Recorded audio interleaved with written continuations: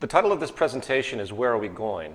This is actually the second part in a two-part series. The first one was done in London called Where Are We Now?, which dealt with the financial system and other attributes you might be familiar with if you follow the work that I do with the Zeitgeist movement, which is the activist and communication arm of another organization called the Venus Project. More on these organizations as we go along. Part 1, Evolutionary Baggage. Roughly 10,000 years ago, the human species stumbled into a new social paradigm, which is now referred to as the Neolithic Revolution. During this time, it appears we began a transition from predominantly egalitarian societies consisting of hunters and gatherers to an agricultural revolution where deliberate cultivation of food replaced the more passive finding of food sources, hence allowing for much more control over production. At the same time, there also seems to be a major push in the advancement of what we call technology today. Stone tools were advancing, which eventually set the trend for the Bronze Age, which used the forging of more malleable copper, and then the Iron Age, which enabled more strength, so on and so forth. I think we know all these patterns. Since this period, we can look back and recognize a constantly increasing rate of technological development. In fact, it appears to be an exponential increase. This graph here, made by Ray Kurzweil, shows an exponential increase of the mass use of inventions, specifically communication technology, computer technology, and the like. Next to it is another chart which shows a history of technological invention and the amazing rate of progress in general. I think it is safe to say that this evolution of technology, and hence science itself, has been and continues to be the fundamental catalyst for progress and change. It is by far the primary factor driving the development of human civilization, not only in the facilitation of achieving specific ends, but also in the more subtle manifestation of our belief systems, philosophy, frames of reference, and essentially how we interpret the world around us. The scientific method itself is a form of technological tool, and its application has continually advanced our understanding of the world around us, facilitating constant change. Unfortunately, cultural beliefs that we all share, traditions, are very rarely in tandem with the socially progressive nature of science and technology. This is termed culture lag. This stems from social identifications with existing traditional values and established institutional practices. These emotional identifications, and I apologize for this graphic, but I couldn't resist, these emotional identifications are a source of comfort for us. In fact, I have an anecdote. When I was coming here from the airport, I saw the Amish. They have evidently lived nearby, and they were driving on the street. It was nighttime. What did they have? They had electric lights on their horse and buggy. I'm like, hey, that's cheating. The thing is that it's really difficult for any traditional establishment to really keep moving forward without eventually giving in to the beauty of the advancement of technology and what it can do for us.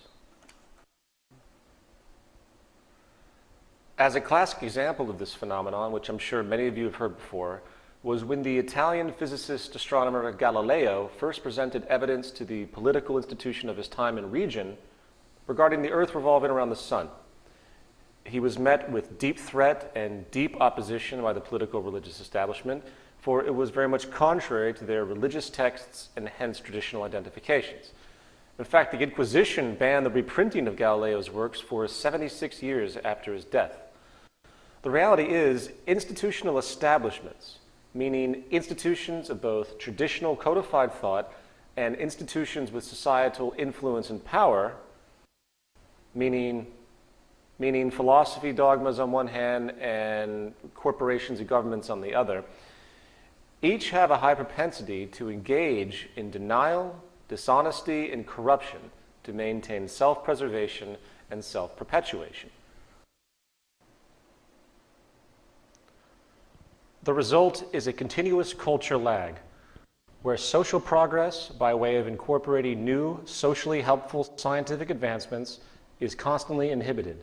It is like walking through a brick wall, as the established power orthodoxies continue to perpetuate themselves for their own interests and comforts.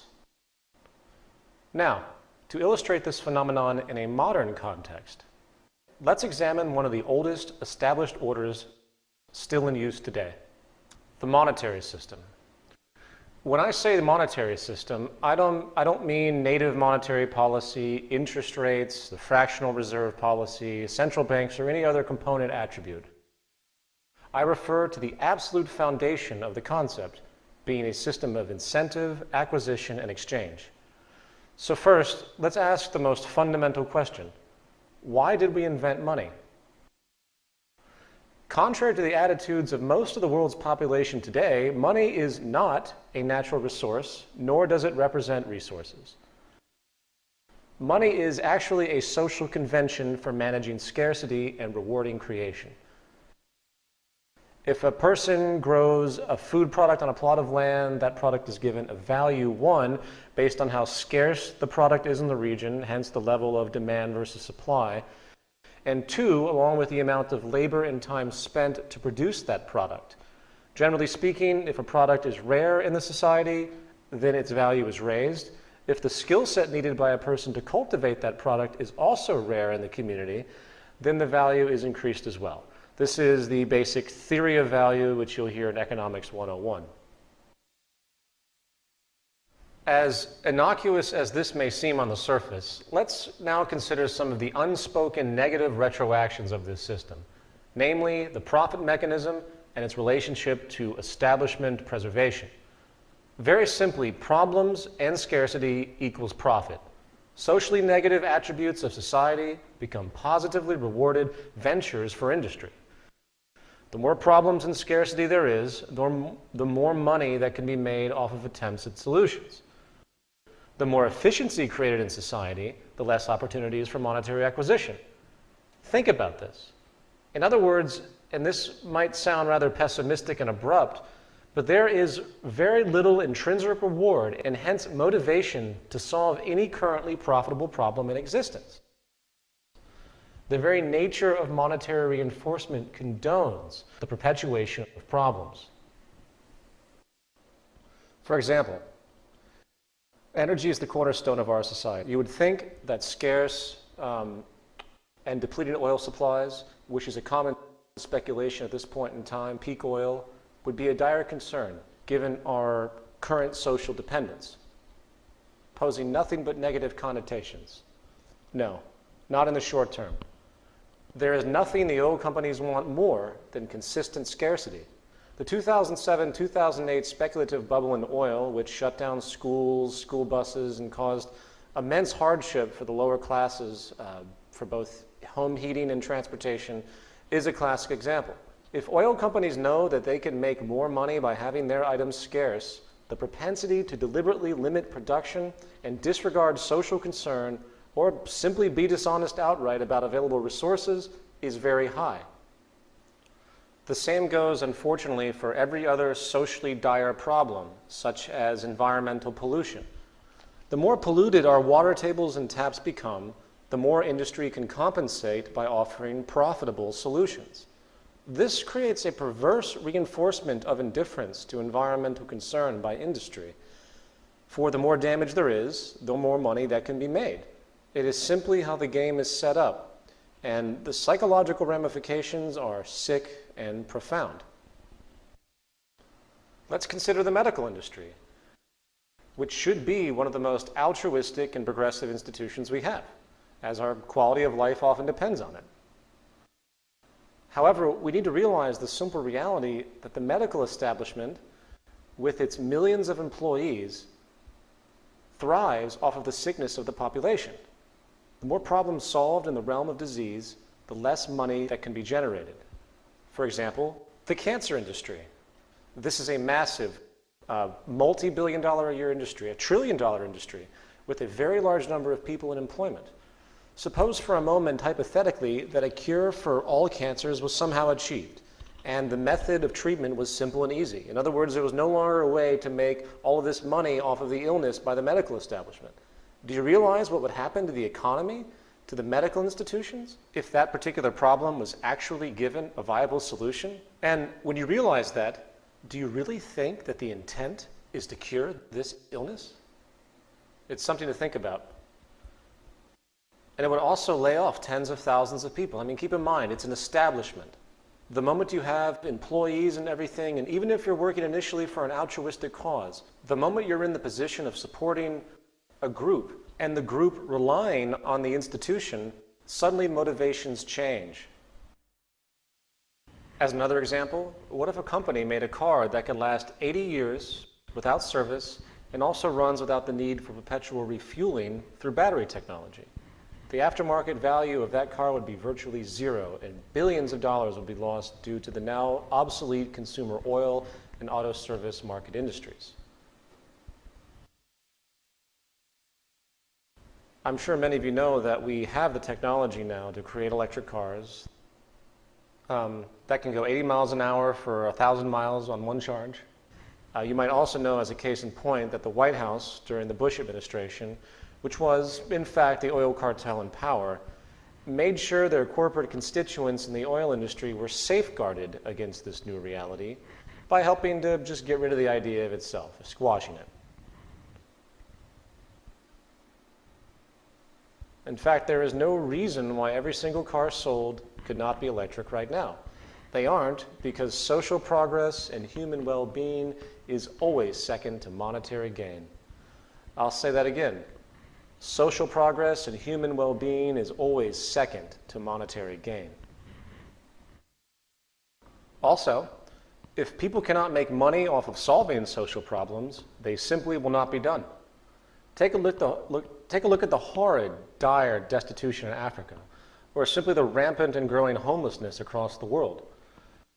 I think George Carlin actually put it best. Have you ever noticed that the only metaphor we have in our public discourse for solving problems is to declare war on it?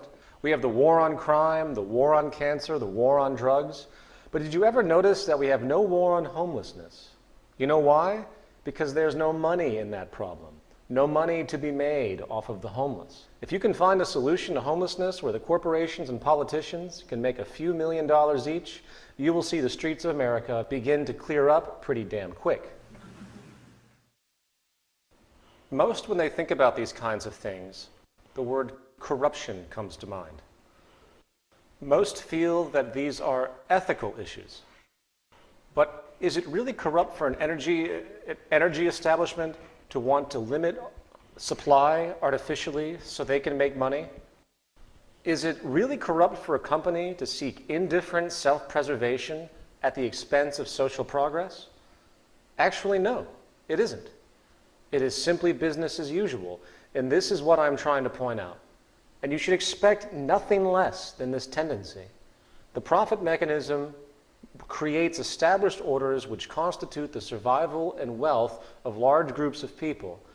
The fact is, no matter how socially beneficial new advents may be, they will be viewed in hostility if they threaten an established, financially driven institution. Meaning social progress can actually be a threat to the establishment. So, to put it into a sentence, abundance, sustainability, and efficiency are the enemies of profit. Progressive advancement in science and technology which can solve problems of inefficiency and scarcity once and for all are, in effect, making the prior establishment's servicing of those issues obsolete. Therefore, in a monetary system, corporations are not just in competition with other corporations. They are in competition with progress itself. That is why social change is so difficult within a monetary system. In other words, the established monetary system refuses free-flowing change. You cannot have a social convention where money is made off of inefficiency and scarcity and expect a quick incorporation of new advents which can relieve those problems. I know I'm drilling this in, but most do not see this, and I want to make sure it is perfectly clear. Now, I don't want to spend too much time on the monetary system because, as I mentioned, it was the focus of a prior presentation. However, I would like to quickly point out two important issues. The first is the economic reality that the entire global economic system is based on what I call cyclical consumption. The only way the system can work is if money is perpetually circulating. Money must be continuously transferred from one party to another in order to sustain so-called economic growth. This is done through constant or cyclical consumption by virtually everyone in society. Jobs are entirely contingent upon demand for production in some form. If there was no demand for goods and services, then there would be no demand for labor, and financial circulation would hence stop. What this translates into, again, is that inefficiency equals profit. The entire system demands problems for it to work. This is not only paralyzing, as we have discussed, but it also creates outrageous amounts of resource waste, irrelevancy, and extremity. The second point I would like to make on this issue, which is much more broad, has to do with the holistic nature of the monetary game in historical practice and the fundamental intent. All societies today, whether termed capitalist or socialist or even communist, are fundamentally based on money. Money is the enabler of possibility within the system itself. Free market capitalism, as it is often called, is now the dominant economic religion of the day. I say religion because when it comes to the cultural perception of this methodology, few today seem to have the ability to even ponder any other options for social operation. They are fully indoctrinated. The free market in practice can be defined as a market in which supply and demand are unregulated except by a country's competition policy, and rights in physical and intellectual property are upheld. You'll notice it says unregulated except by the country's competition policy. In other words, there is no such thing as a pure free market. And I know most of us know this, but I want to make the point, for nor could there ever be such a thing as a pure free market without the system despotically self-destructing beyond repair. Why? Because the basis of the free market pursuit, meaning the self-interest-based pursuit and strategic acquisition of market share, the gaming strategy, can only lead to monopolies and cartels. That is the basis of the entire motivation. And it's funny how economists today will deny that up and down. For example, let's say I want to open an electronics store in a relatively small town, say here in Fairfield, Iowa. And at that time, there are 3 other stores in this same area, and therefore I have to compete with them. As time moves forward, I work to streamline my competitive strategies and reduce overhead in such a way that my store becomes the dominant, most affordable distributor of a certain set of items, and everyone in the town flocks to my store over the others for such items. Due to this, 2 of the other 3 stores go out of business and leave town. So at that point, it is just my store and the other competitor in the region, dual competition. Now, since my profits have been so good, I make an executive decision. I decide to attempt to acquire or buy the other competing store in town. Seems reasonable, right? Acquisitions happen all the time. And they agree. So I purchase that store, put my logo on it, and boom, I have a regional monopoly. Likewise, let's assume I didn't purchase the other store, but rather just became friends and in turn partners with them. And we figured out a way to work together and flourish in a non-competitive way. Seems logical, right? Well, guess what? Now I have a cartel. In other words, business is based in part on a gaming strategy to win market share and hence profit.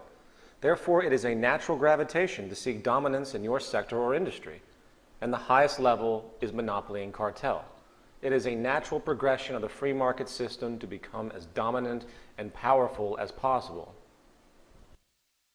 But it doesn't stop there, and I'm sure most in this room understand the practice of congressional lobbying by corporations, considered absolutely normal.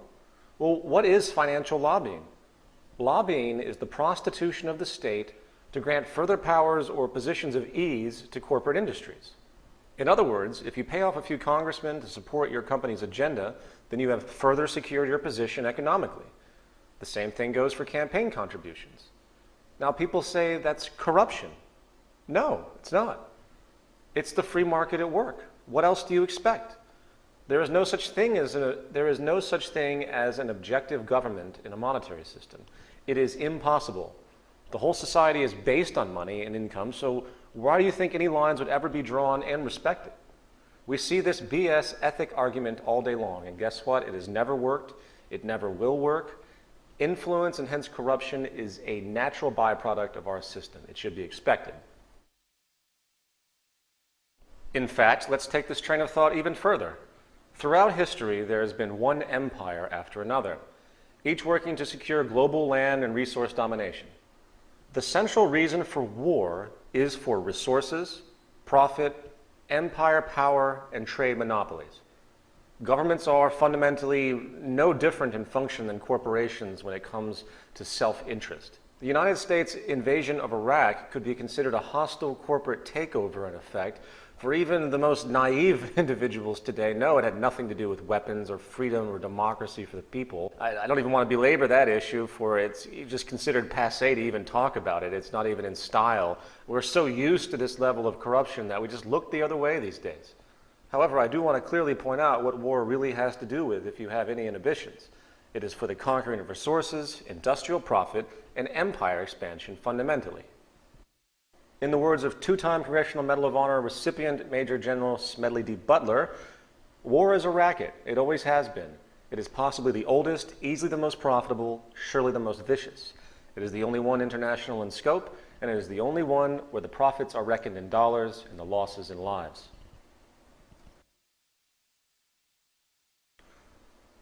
Now, it's important to point out that today the pursuit of profit in the market system is generating a different form of empire, a corporate empire, based on merging economies through trade agreements.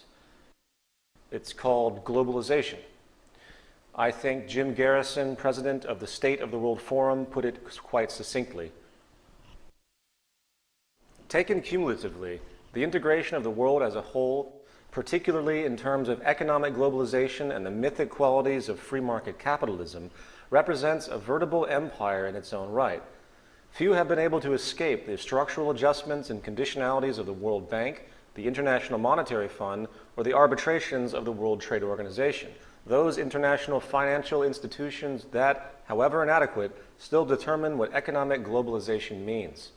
Such is the power of globalization that within our lifetime, we are likely to see the integration, even if unevenly, of all national economies in the world into a single global free market system, hence empire.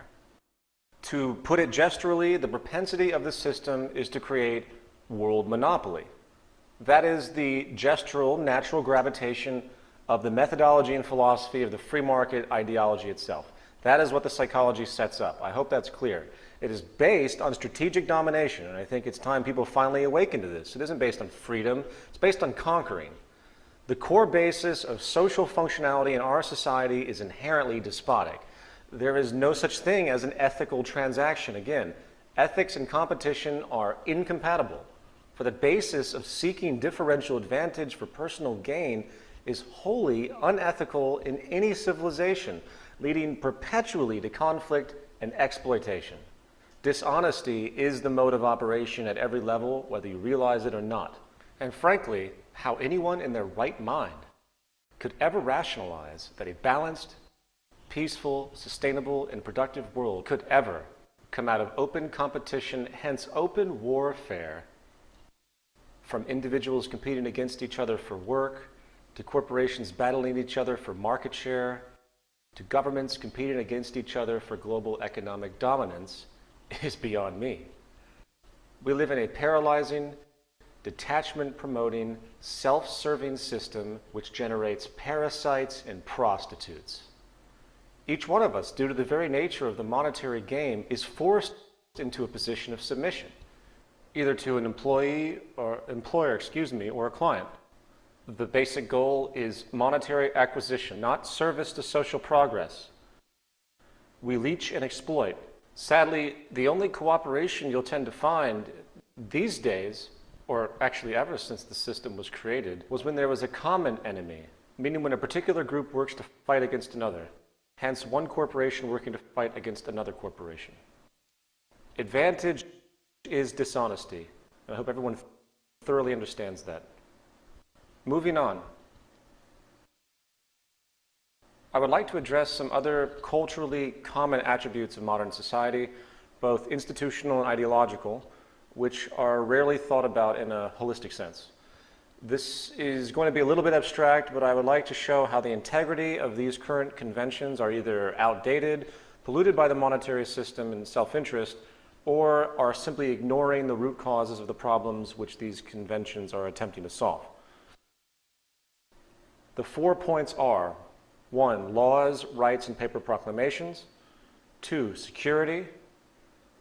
3, government as we know it today. And 4, activism and so-called ethics. Laws, rights, and paper proclamations. In society today, government attempts to control human behavior by way of threat in the form of laws. Little regard is given to the reasoning behind causes for these so-called criminal acts or socially offensive acts. If a person is arrested for stealing, very little regard is given to the environmental conditions that generated the interest to steal to begin with, the motivation. Is a mother who steals food to feed her starving family a criminal? No. She's simply doing what she has to do. When we reflect on this reality that we as human beings are really nothing more and nothing less than animals and operate with the same basic behavioral reinforcement, and again, sorry for this graphic, but I had to use it to make the comparison. The fact is, we operate with the same basic behavioral reinforcement survival tendencies as most other species. We see then that it is illogical and irresponsible to consider any human behavior outside of the realm of the social condition.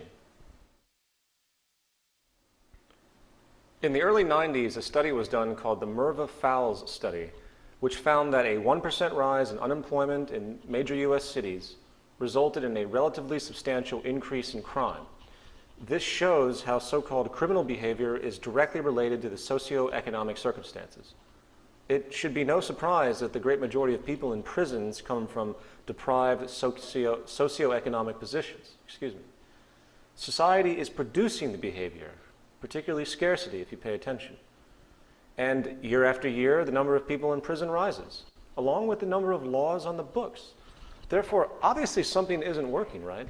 Something is not working. Something is wrong. If society was progressively managed with the intent of collective human well-being, then we should be seeing a constant decrease in crime and prison populations, a decrease in laws. In fact, the goal of a productive, stabilizing society would be the intent to eliminate the need for prisons, police, and everything we have just mentioned altogether.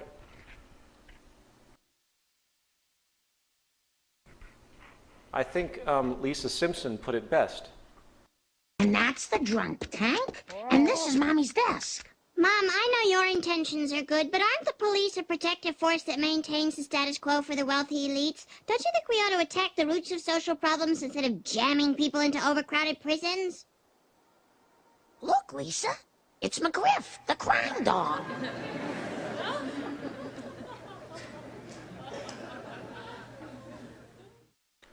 This brings us to the concept of security now. Since 9/11, security measures across the world have gone berserk with irrationality. The public at large, especially in America, is now neurotically obsessed with security. The solution to violent human behavior is evidently more police, more cameras, and less freedom and liberty. I hate to break it to everybody, but if somebody really wants to kill you, or blow up an airplane, blow up a shopping mall, or do anything they want, essentially in the form of violence, release toxic gas in the subway, they will find a way to do it. No form of security will ever stop that. Therefore, the logic is wrong. It is impossible, and the whole basis of security as we know it is the absolute reverse of the application that's required to solve these types of issues. True security comes from solving social problems, addressing the environment and reasons, or the neuroses and distortion of the human being. This is a chart covering the last 200 years. The y-axis shows life expectancy, and the x-axis shows income adjusted for inflation. Each bubble is a country. The size shows the population, and the color shows the continent. The key is in the top right-hand corner. You will notice that in 1800, life expectancy was under 40 years of age in all countries, and income was less than $3,000. Now, what I want you to pay attention to is the trend of disparity, particularly in income, as we view this chart through time.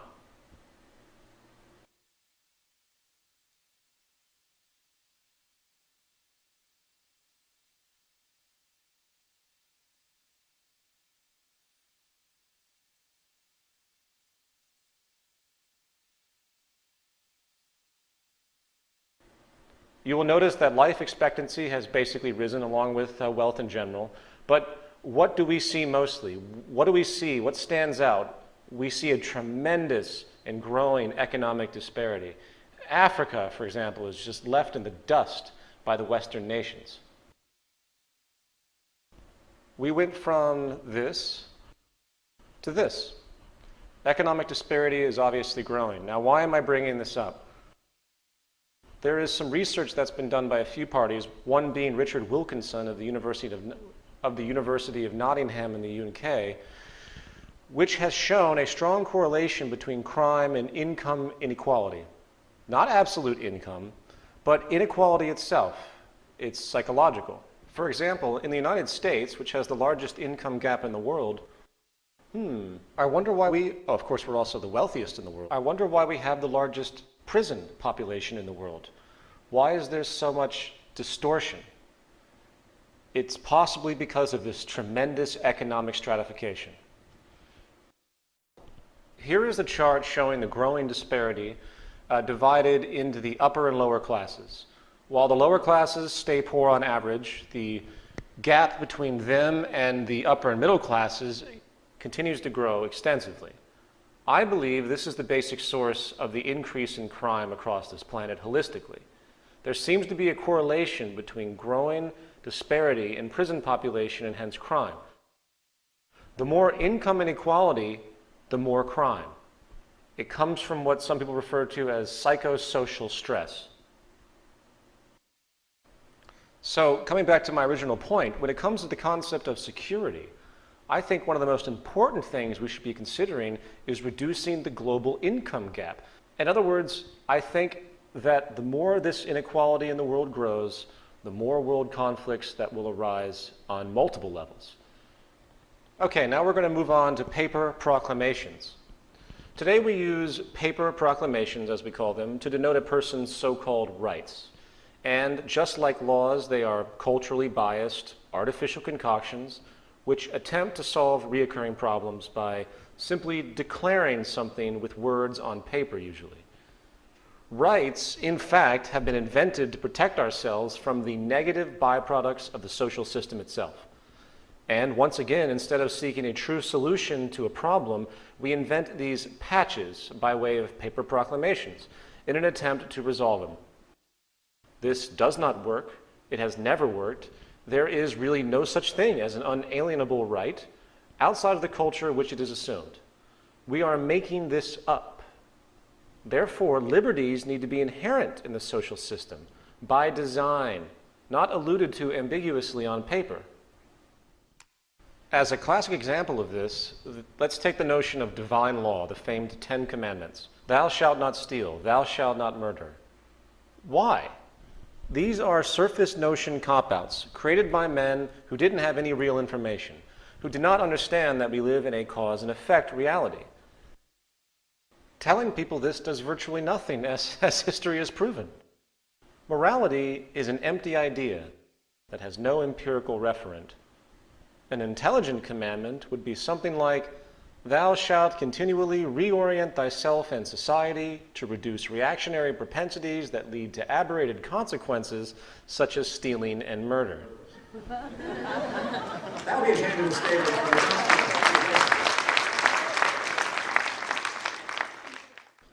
The same surface irrelevancy applies to any constitution or Bill of Rights of any country on this planet. In the Bill of Rights of the United States, there is an attempt to secure certain freedoms and protections by way, again, of mere text on paper. Now, while I understand the value of this document and the temporal brilliance of it in the context of the period of its creation, that does not excuse the fact that it is a product of social inefficiency and nothing more. In other words, declarations of laws and rights are actually an acknowledgement of failures of the social design. There are many people today in the so-called patriot and liberty movements. I know many people like this. I'm a fan of many people who are proponents of this, in part because I think there's a place for it. But this document is not the savior of America. Some people seem to believe that the United States had some magical position at one point or another, perhaps where we slaughtered all the Mexicans and Indians to steal the land, or the fact that when the Constitution was written, only white property-owning males, which is about 10% of the whole population of the nation, could actually vote. This is government by the people? Moving on, let me demonstrate what I'm talking about here. The Fourth Amendment details how people have protection from unreasonable searches and seizures. This statement is basically qualified by the termed notion of probable cause in the amendment. What is probable cause? The only way to figure this out is to find a legal working definition that is culturally accepted. A common definition of probable cause in this context is a reasonable belief that a person has committed a crime. Okay, so qualifier is now reasonable, right?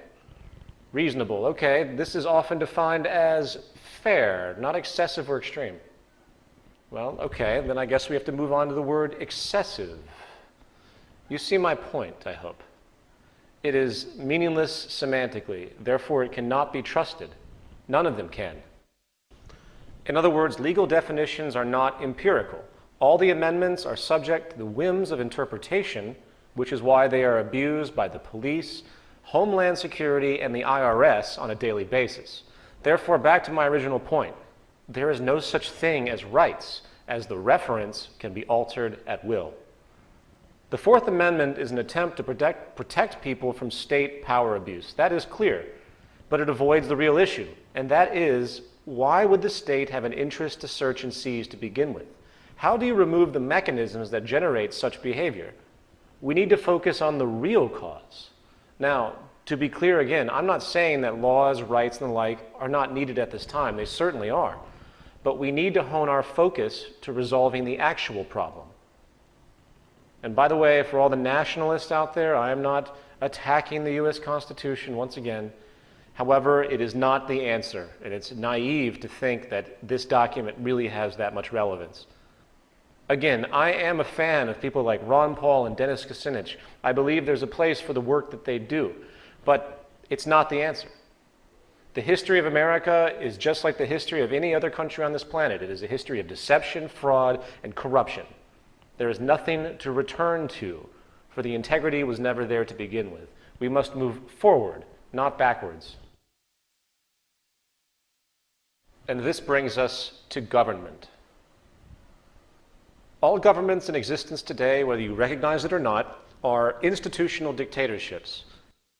They are publicly sanctioned power monopolies. And democracy as it is practiced today is simply a game that is played, I'm sorry, but it's simply a game that's played to give the public the illusion of control.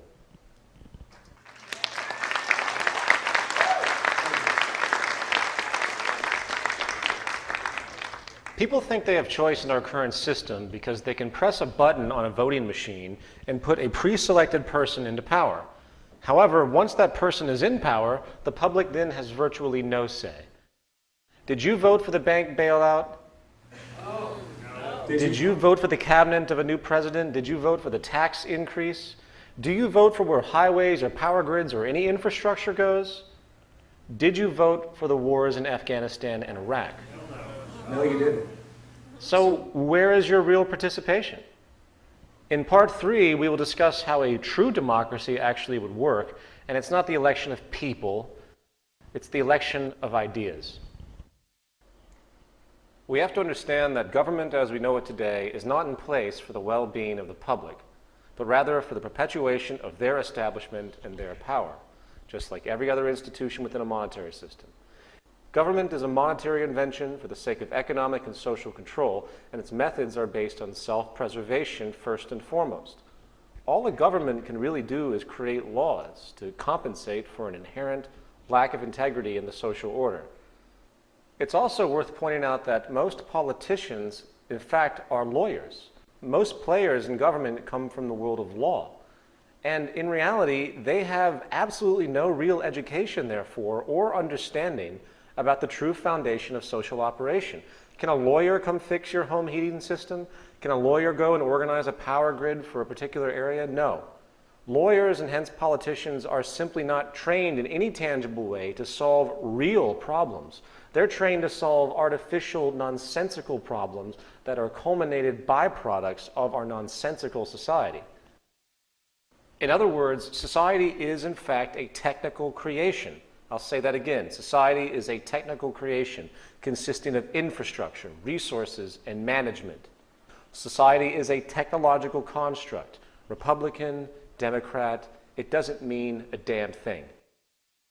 If you really want to see a society that works, you have to begin to realize that science and technology is the overarching element that governs the entire mechanism of social organization. And therefore, those who study those attributes should be given not control, but should be given the forefront of participation, forefront of influence to say, hey, we can feed and clothe all the impoverished people in Africa and in the third world. We could technically do it. But unfortunately, they go to their corporate bureaucracy and hence government bureaucracy. And of course, the governments say, oh, we don't have the money for that. The question has never been, do we have the money? The question has always been, do we have the resources and technological know-how? Now, the final issue I would like to cover in this section has to do with activism and the traditional patterns of activism we have seen historically across the world. In the world today, there are countless well-intentioned people and activist organizations making a lot of noise about the rampant problems and injustices in our world. Yet, unfortunately, as you tend to find, very few offer any real tangible long-term solutions. Those that do offer solutions, however, almost universally frame those solutions within the pre-existing social establishment. Their tactics tend to involve new legislation, and of course, they always demand ethics and accountability. Very little regard is given to the root structure of our system. Battling and protesting corporate organizations, corrupt corporate organizations, and seeking money from society in an attempt to curtail such trends is a typical path that is taken. It is a very respectable path in general. However, it is not going to create long-term change. I'm nothing but pleased to see something like this, but does that really do anything? When it comes to social corruption, poverty, environmental disregard, human exploitation, and most personal and social turmoil in the world today, the great realization is that most of these problems are not the result of a particular company, some nefarious elite group, or some government legislation. These are symptoms of the foundational problem. The real issue is human behavior, and human behavior is largely created and reinforced by the social patterns required for survival as necessitated by the social system of that period in time. We are products of our society, and the fact of the matter is, it is the very foundation of our socioeconomic system and hence our environmental condition which has created the sick cultural climate you see around you. Very rarely do any activist organizations today consider the possibility that maybe it is the social system itself that is the problem. The bottom line is that we can spend the rest of our existences attempting to stomp on the ants that mysteriously wander out from underneath our refrigerator, setting traps or laws, or we can get rid of the spoiled food behind it, which is causing the infestation to begin with. Part 2, Project Earth. There's a concept in electrical engineering called the signal-to-noise ratio, which has to do with the ratio of a signal power to a noise power which corrupts the signal. It's like listening to music on your radio in a car, which is receiving a great deal of interference, and the music is becoming clouded and distorted. I think this is a great metaphor for our current social practices. The signal being the foundational aspects of importance and relevance to a given field, with the noise being the outdated, traditionalized, inefficient methods which cloud, confuse, delay, and distort our intents and abilities. So, I want everyone to forget pretty much everything I've just talked about and take a massive step back and consider a very simple thought exercise that I want to walk through in regard to how we conduct our operations on this planet. Let's assume for a moment that we are interstellar travelers originating from Earth as it is known today.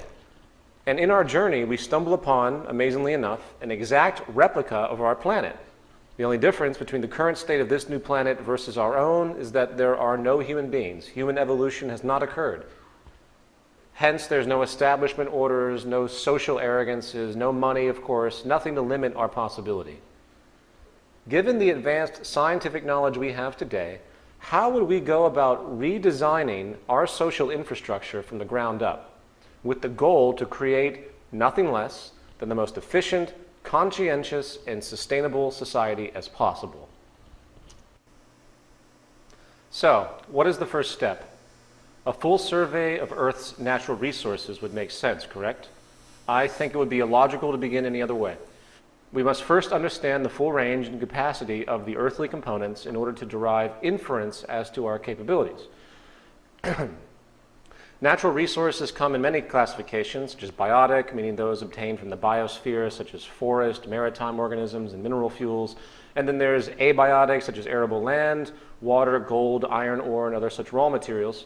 There are many natural resources to be considered, of course, but for the sake of simplicity, we're going to consider just one area, and this will serve as the prototype for all the others, and this area is energy. Energy is the fuel of society, I think most people would agree. Energy appears to be the lowest common denominator of modern civilization, and it has been the basic facilitator of progress and the expansions of our standards of living. So I think it's a good place to begin. Okay, so what do? We simply scan the Earth and analyze it, listing all relevant energy locations and potentials.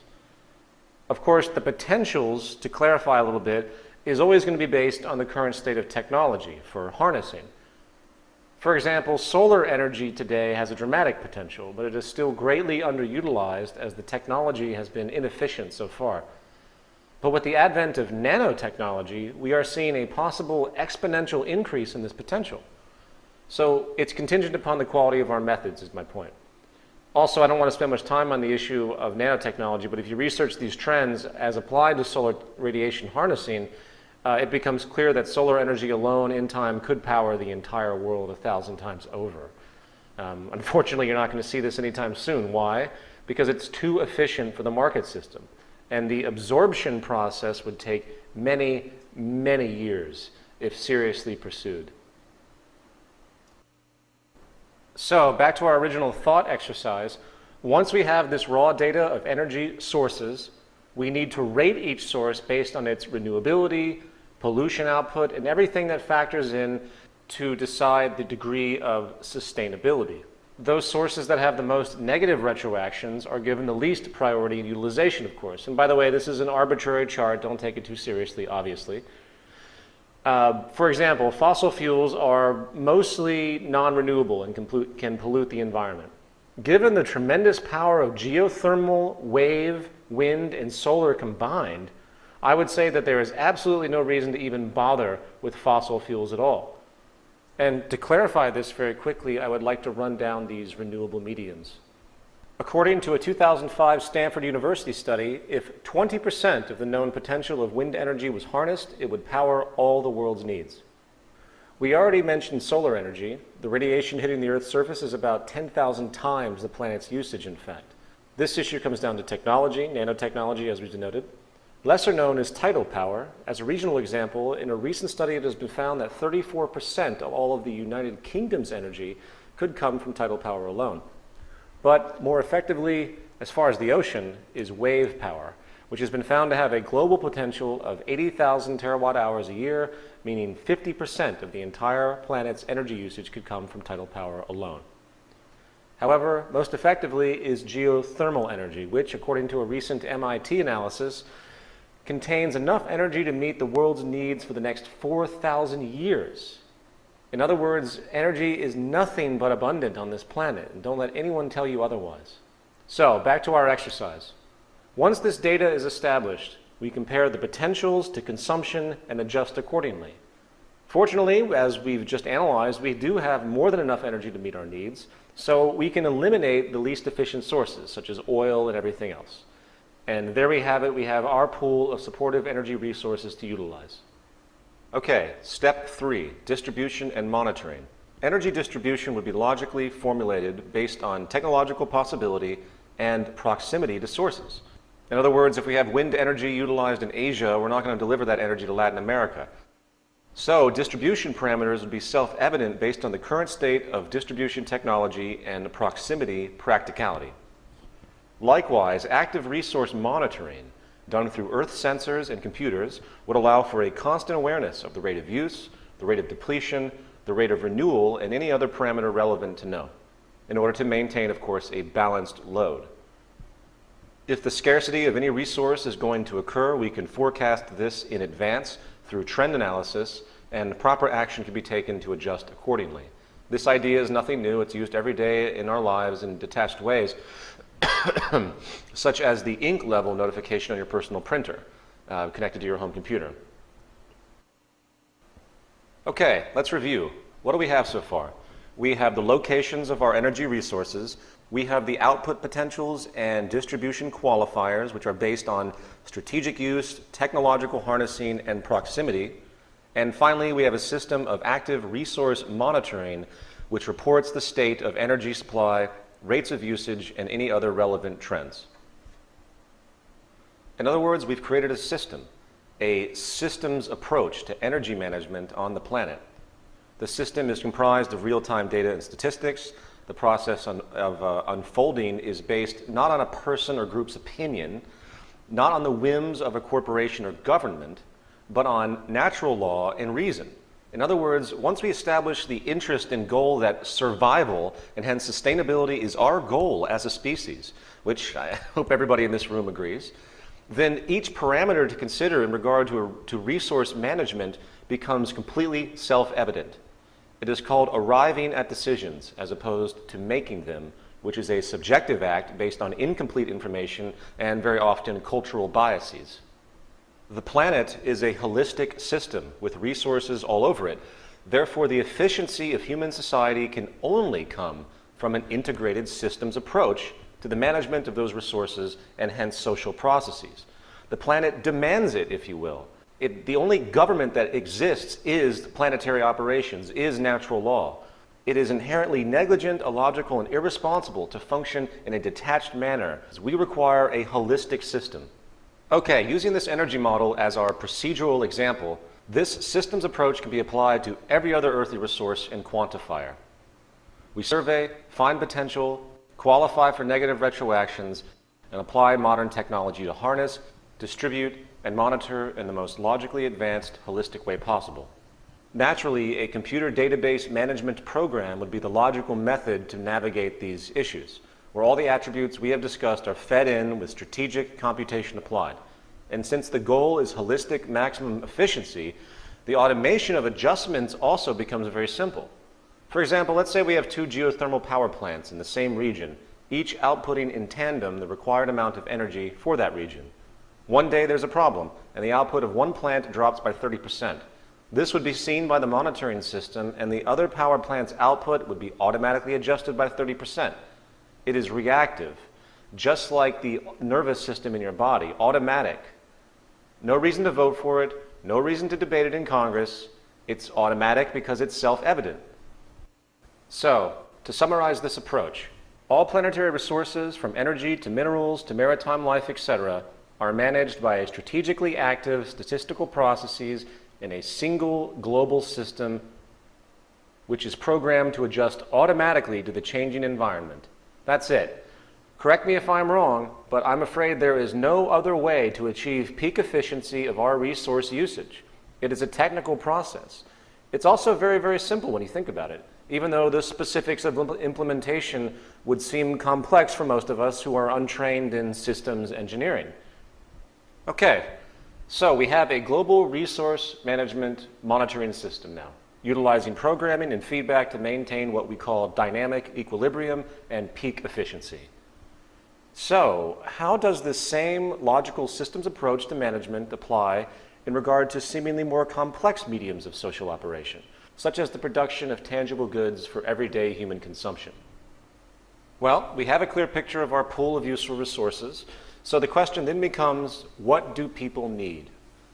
This is actually quite an elusive question. On one side of the spectrum, you have the immutable necessities of life, such as food, clean air, water, and the like. While at the other extreme, we broach issues of vanity, material tools, leisure goods, and other issues which basically vary from region to region, culture to culture, and generation to generation. This latter part regarding value-based needs will be addressed somewhat later. But for now, we're going to focus on the former, the basic necessities of life for all of us. Food and water. Naturally consumable water supplies, or fresh water, would be sourced as part of our initial global survey and regulated and monitored as we've discussed. When it comes to food, the first to consider is agriculture and then hence arable land. So we survey and locate all available arable land on the planet. Then we establish consumption statistics based on the population's usage. Now, obviously, analysis would become much more complex than what I'm denoting here because there are many things to consider, such as the growth propensity for certain crops, the methods used for cultivation, the need to counter negative retroactions, and many other fine points.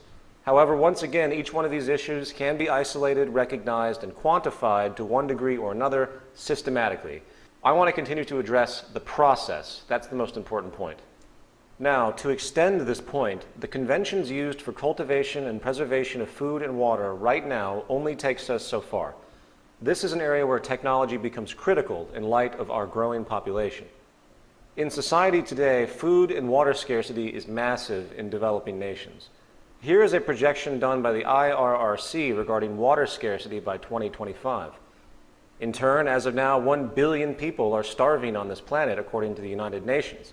It's probably a lot more than that, considering how the United Nations tends to whitewash such issues if you pay attention, but nevertheless, it's still insane. And anyone who's paying attention knows that the problems of food scarcity and water scarcity is 100% economic. The technical resolution of the problem can happen with the mere application of existing methods, namely desalination and hydroponic agriculture. Technological advancements such as desalination processes can make fresh water both from seawater and even brackish water sources, using reverse osmosis along with other developing methods. This is yet another example of how technology is just as much a part of resource management as resources themselves. The idea that usable water is scarce is only true in relationship to the limited methods we are currently using, compounded, of course, by the economic nonsense we have already mentioned. The same goes for hydroponics, which is a method of growing plants using mineral nutrient solutions in water without soil. In fact, we could theoretically grow food in the middle of the Sahara Desert with proper irrigation by simply tapping down to the water table. I believe it's about half a mile to a mile down. It might sound like a long way, but again, many things that seem extreme to us today become commonplace through time. And, by the way, I hate to sound negative, but if the United Nations was truly concerned about the well-being of the third world, if they really cared at all, frankly, they would be facilitating the building of desalination plants along the coast of every suffering nation to convert ocean water to consumable, usable water, and then they would filter organic nutrients from the ocean itself into hydroponic greenhouses. That would resolve.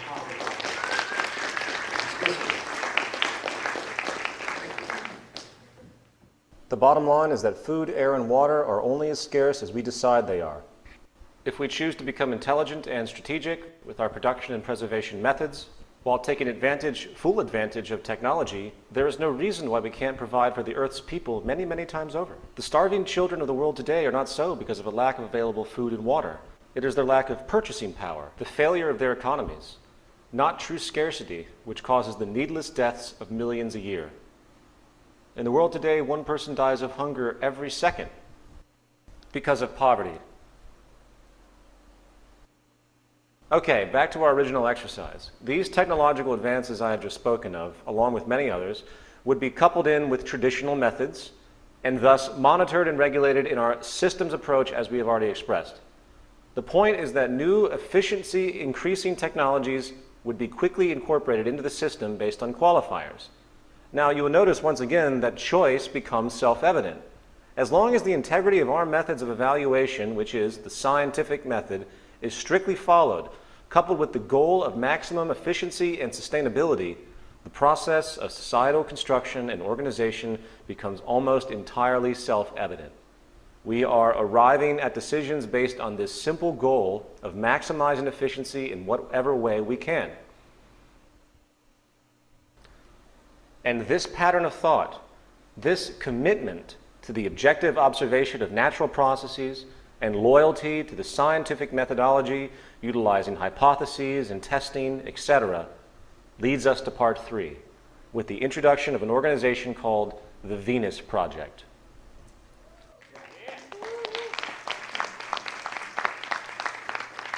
Everything that we have just talked about are the basic attributes of a social design called a resource-based economy. This term was coined by industrial designer and social engineer Jacques Fresco, who is the director of the Venus Project, which he runs with his associate Roxanne Meadows out of Venus, Florida. Mr. Fresco has been focusing on the concept of sustainability and culture for the past 70 years. He is 93 years old now. This is all he has ever done. And the majority of things you're seeing in this presentation come from his worldview. The Venus Project recognizes that the Earth is indeed abundant with resources, and that our outdated methods of rationing resources through monetary control are no longer relevant, and in fact very counterproductive to the efficiency of society and hence our survival. The monetary system was created thousands of years ago during periods of great scarcity and has no legitimate relationship to our true capacity to produce goods and services on this planet in this day and age. We know now that with a unified systems approach to global management, as we have just described, that the human species will be able to express its full potential.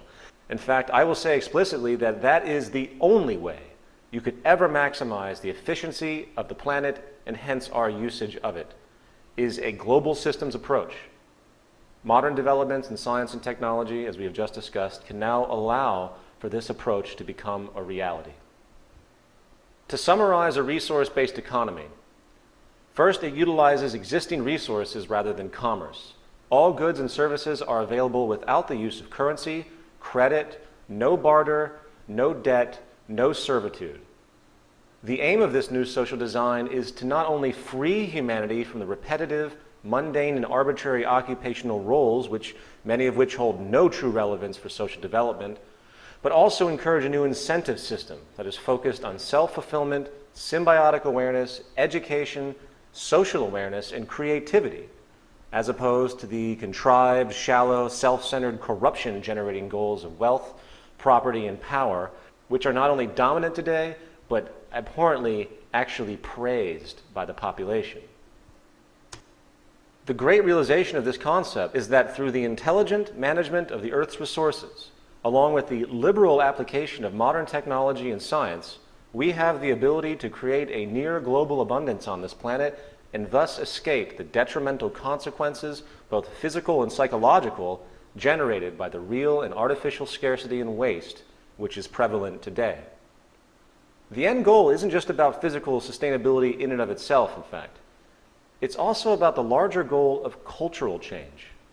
The values of humanity are created by the social system, and we feel this approach will not only bring us in line with natural law, enabling a high standard of living, but will ease social stress dramatically and allow for people to flourish without the aberrated consequences we see over and over today.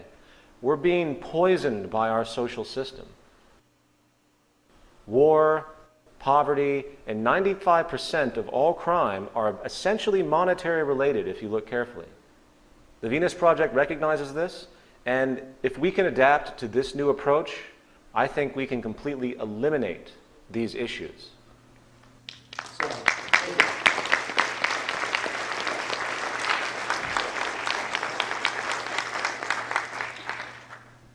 So, to further understand this resource-based economy, we need to consider a new approach to our core social institutions, namely industry and government.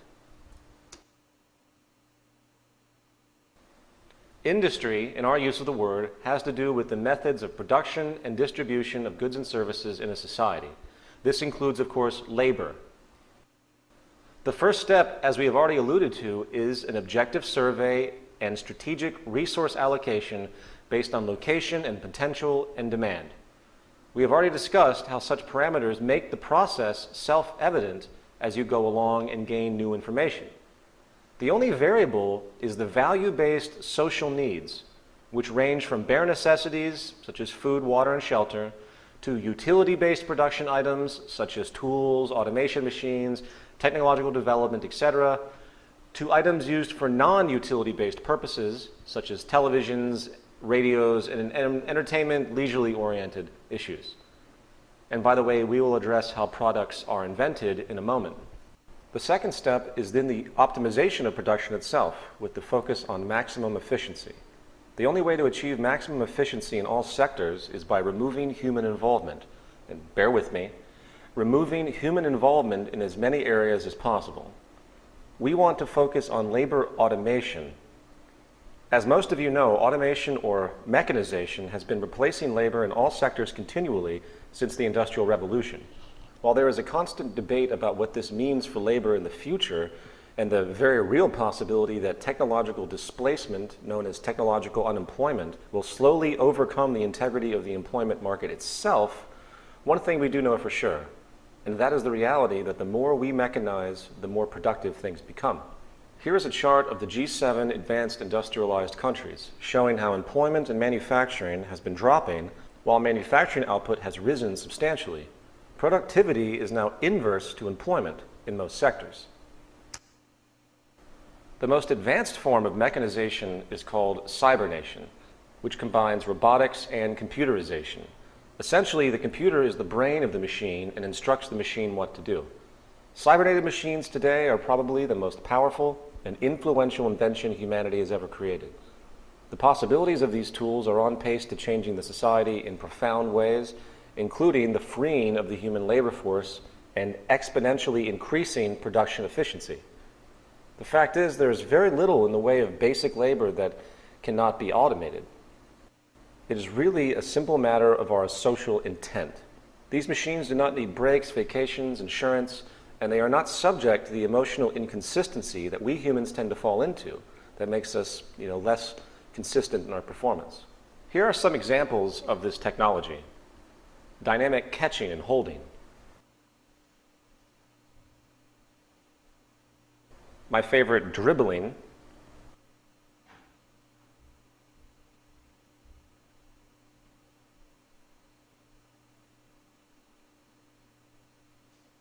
Optical tracking, of course. Throwing. Tweezer manipulation. I like this one, the dynamic catching of a cell phone.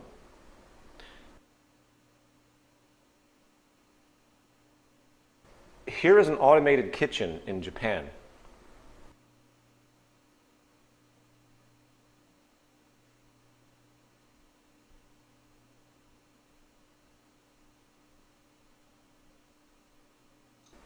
Here is a fully automated waitstaff, if you will, in Germany.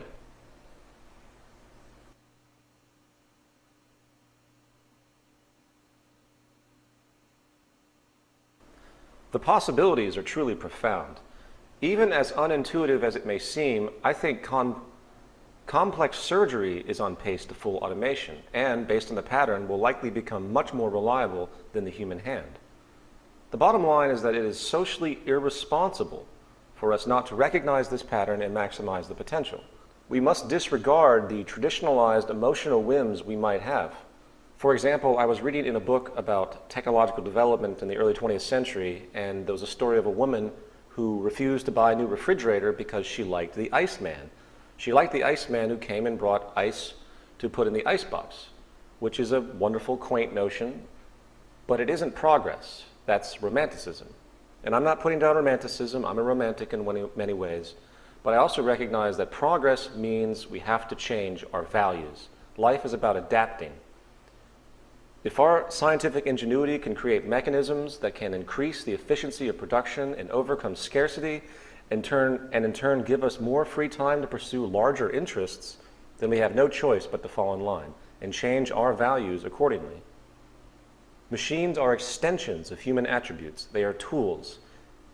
And not only can they allow for greater productivity, They can also relieve us, as we've seen, of trivial, monotonous labor, enabling possibly a cultural paradigm shift that we can't even imagine. Now, it's usually about this time that someone says, hey, wait a minute, but what will I do? What will I do with myself if machines are doing things? This is, of course, an amazing question if you think about it, and goes to show how conditioned we have really become. I will express what people will do as far as production is concerned. Humans will basically be supervisors and researchers. We would oversee these systems. The end result is a fully integrated, autonomous, cybernated industrial complex, which is patched into the resource management system we have already described, enabling observation and adaptation. In turn, it is simply a matter of updating the system and making sure the system is in order. People will function as supervisors, researchers, and innovators, while again allowing for a world of personal freedom and intellectual pursuits that are reminiscent of the ideals of early Greek society. Furthermore, without the monetary system to impede with its childish, immature basis in competition, the entire structure of production can be streamlined. For example, no longer will there be perpetual duplication of goods, with resources being wasted for the sake of preserving market share. We all know that more minds are better than one when it comes to design. Imagine the progress if the technical teams of the top 10 competing cell phone companies decided to work together to build the best product they could, together. Imagine. Likewise, planned obsolescence and inferior products will become a thing of the past. When companies compete, as they do today, they must cut their initial cost basis as strategically as possible, in turn, of course, cutting quality. This is how they stay competitive and keep their prices affordable. This hindrance is gone. Therefore, the best, most efficient, sustainable, long-lasting products technically possible can finally be created. This is an attribute of our current system that no one talks about, the perpetual creation of inferior products in order to maintain differential advantage. But you're suggesting a monopoly, and earlier you were against a monopoly. There's no money, there's no power control. It's not a monopoly. It's a systems approach. Money is equated to monopoly. And I can answer more questions later. This has nothing to do with that approach. This is an integrated system. It has nothing to do with monopoly. Monopoly is an invention of it's a propensity of the market system for groups to seek dominance. And as I will relay later in this presentation, I will talk about how the management of the system works. And this brings us to step 3, distribution. Distribution has a wide range of logical options. The most practical being automated distribution centers, along with pneumatic tube transport systems for your home. No more mailmen, no more delivery services. Again, society is designed. The distribution center might look similar to the stores as you know them today, except you go in and you simply get what you need and leave. There's no reason to hoard anything, for nothing has monetary value. Therefore, it can't be sold or used for personal gain. As far as stock and inventory, consumption patterns are constantly monitored to gauge demand levels just as they are today. Resource and raw material acquisition and the production of goods are then adjusted in order to maintain a balanced load economy. Here, shortages and overruns will become a thing of the past. This again can be done from our central database program. And by the way, I hate to use lingo like central database program. It sounds so cold. But it's really just a form of management. It's a unified form of management. It's very simplistic, just so we can adjust things. To obtain a product, a person could also just go online, search for an item's function, select it, and request it. It would be available for pickup at a distribution center or automatic delivery soon after. No money, no trade, just access. And by the way, we'll talk about the concept of property in a moment. Step 4. Optimized recycling of products that become outdated or inoperable. This step actually begins at the production stage, for each product design has had incorporated into it the consideration of recycling. Nothing ever used in production would be unsustainable or unrecyclable in any way unless there was simply no other option and the product was absolutely dire. This is strategically considered to make sure all older products are reused to the maximum amount enabled by known methods, reducing waste. The negative retroactions of all production processes are taken into account and adjusted accordingly at the production level initially. No more landfills, no more dumps of waste. We reuse as much as possible, deliberately. Okay, so now we're going to take all the concepts we've just mentioned and put them into the larger context of so-called government. I think Dr. Ralph Linton put it best. The tremendous and still accelerating development of science and technology has not been accompanied by an equal development in social, economic, and political patterns. It is safe to predict that such social inventions such as modern-type capitalism, fascism, and communism will be regarded as primitive experiments directed towards the adjustment of modern society to modern methods. So first, we need to take a step back and ask ourselves the question, what is the point of governance?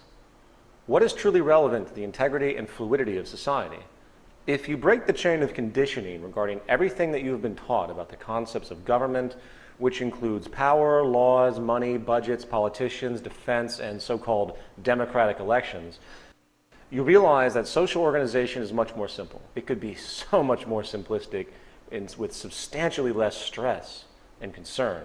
Government should be simply a process, if you will, centered around what matters to maintain society and the well-being of the human population. Very simply, this would be resource and environmental management, the production and distribution of goods, along with a system of decision-making, research, and invention. That is really it. Society is, as I've said before, a technological convention, and thus our orientation towards so-called governance should be purely scientific. As far as the first two components, we have already accomplished this with our central database program. It is, again, an Earth-wide autonomic sensor system with environmental sensors in all relevant areas of the planet, monitoring and generating industrial electronic feedback regarding resources and production distribution operations. I know it sounds massive and science fiction oriented, but it can be done. It's done every day in detached ways. It's just not applied on a larger scale. So then, with the first two issues covered, we're then left with the issue of research, contributions, and decisions. When we finally understand that everything in regard to social operation is a technical process, we then see that there is little reason for political subjectivity in the solving of any problem. For our technical insight can now arrive at most conclusions using the scientific method. It is based, of course, on information. If a person reads one page of a book and closes it, he or she can easily have an opinion on that book as a whole. If another person reads the whole book, they also have an opinion. Whose opinion would you value more? The person who read the full book or the person who read only one page?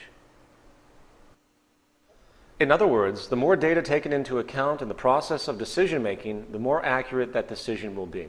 As we have previously explored, computers now can access trillions of bits of information per second across vast informational databases. Because of the limitations of our sensory and cortical equipment in our body and mind, no person or group can know everything there is to know in this world. Our senses are limited in range. Our eyes can only see a fraction of the electromagnetic field. Therefore, again, it is only logical to begin delegation of decision-making processes, specific technical processes, to computers for evaluation and efficient outcomes. They do not have the restrictions that we have. These are tools that we have created. Again, we have already shown that this is possible with resource management, production, and distribution. So now we're going to explore what we can call information processes. This is a rather complex point and falls in the realm of what could be called artificial intelligence, or machines programmed to run processes that kind of mimic the procedural processes of human thought. Artificial intelligence is, of course, subject to some tremendously silly assumptions today.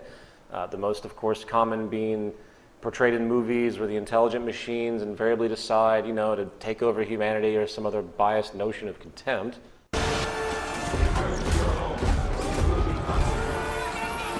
The suicidal reign of mankind has finally come to its end. You have been deemed hazardous. Will you comply? You can kiss my ass, metal thing.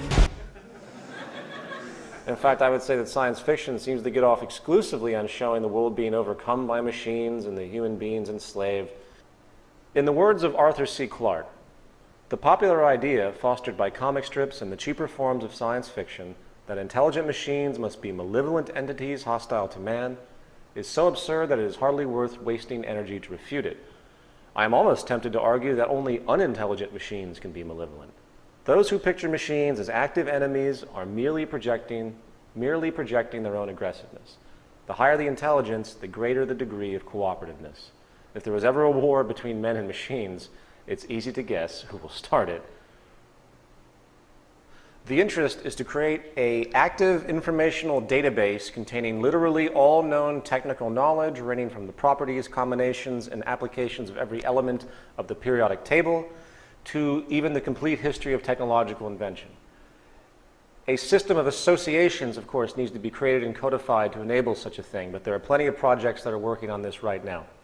Thought is indeed a technical process, and once the associations emerge that can combine multiple disciplines, we will have at our grasp an amazing database program that we can interact with and gain feedback from.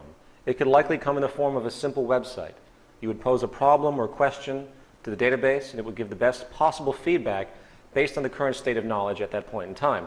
No different than interfacing with a calculator, but this new calculator has a powerful associative system and an extensive database of knowledge that can not only understand and compute math, it can integrate physics, biology, and other aspects into a unified, concentrated awareness. Say I had an idea for aeronautics. I would enter in my schematics in language codified that the machine would understand. The machine would say, whoop.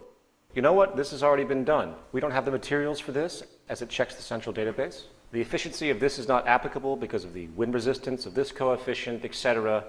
You get the point. And if this sounds like science fiction, rest assured that the US military's Pentagon likely already has similar database reference and decision-making programs which it uses to create war strategies. It is important to point out that in the world today, we consider participation in government a task of electing various personalities to a position of power. This is now obsolete. In a resource-based global economy where industry and government are combined into a cybernetic system that incorporates advanced problem-solving computer databases with vast planetary-wide observation sensors, again, it's very simple, the traditional concept of politics, election, and the like has no basis or relevance. And while this notion scares a lot of traditionally minded people, it must be reiterated that our problems in life are technical and are relative only to humanity as a whole. We don't want to elect people, we want to elect ideas.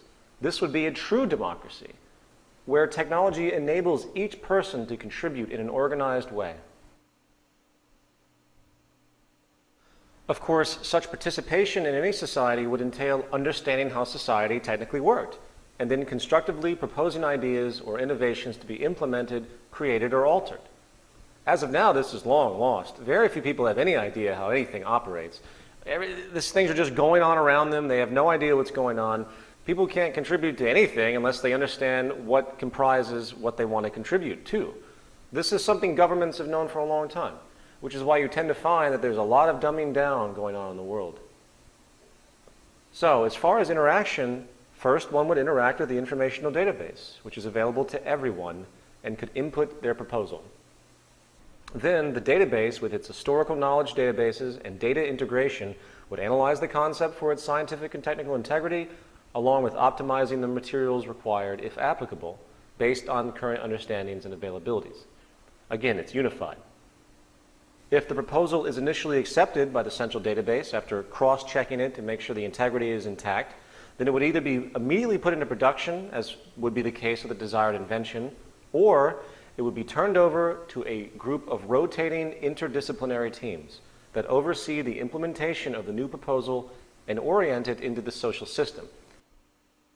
These are simply technicians who maintain the system, no different than how people maintain anything today. The person or group who submitted the proposal in question would then be invited to participate and become a part of the interdisciplinary team relevant to the idea if they choose to. These interdisciplinary teams of technicians oversee the system and also help orient research projects to continue growth, efficiency, and social evolution. They would do research in scientific fields relevant to the functionality of society. In an optimized version of this system, I think it's safe to predict that no more than 5% of the world's population would be needed to run the show.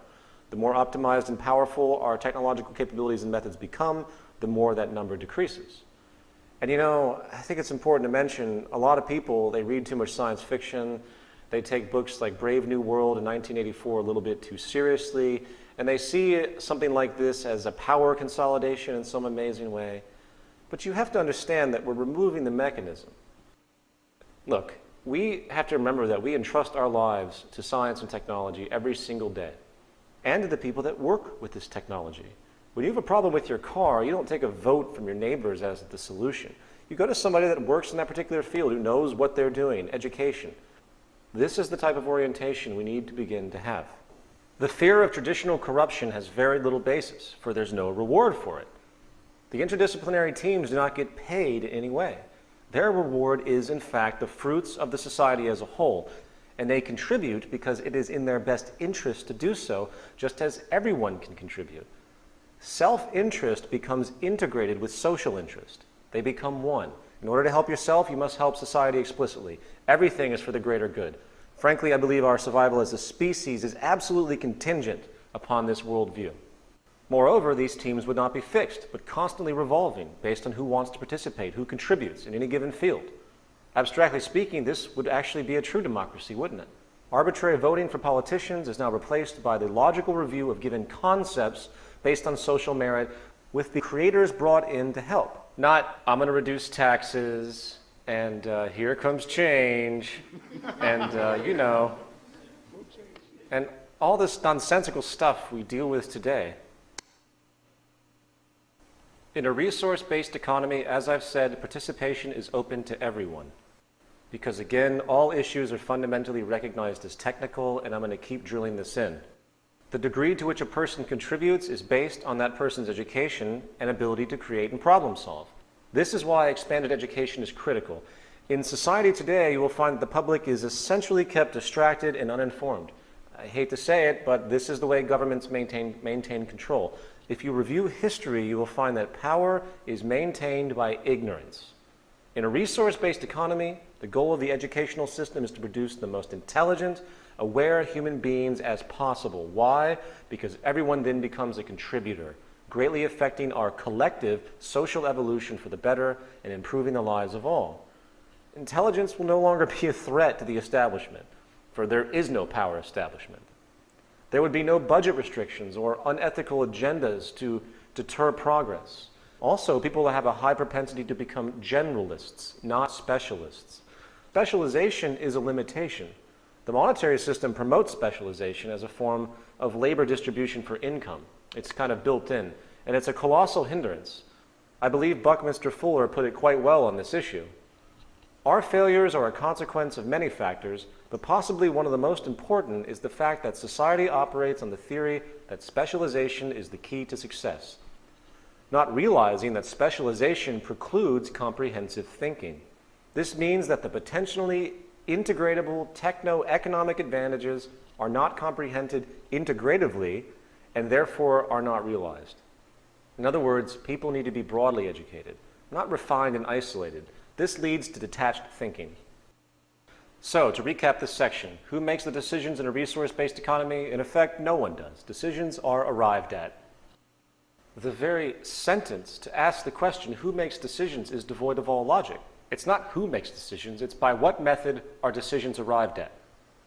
The question of who makes decisions is a biased attribute that we have concocted because of our rationally founded fear of each other and groups which continue to jockey for power based on monetary gain, using the monetary system as their tool to continue to maintain control.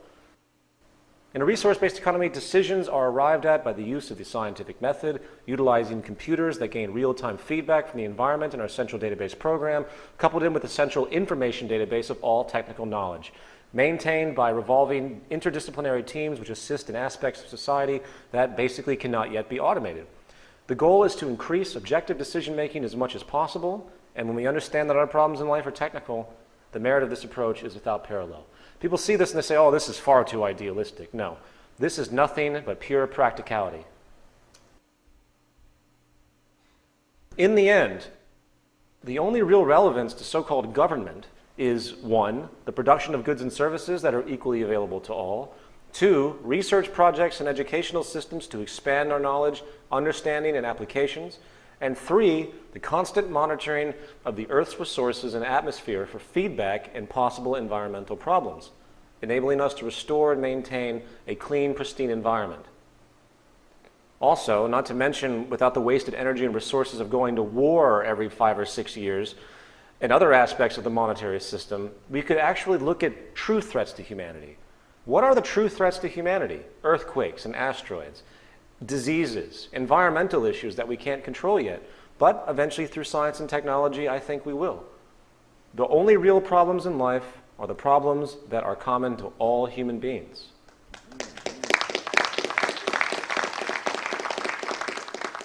Cities and lifestyle.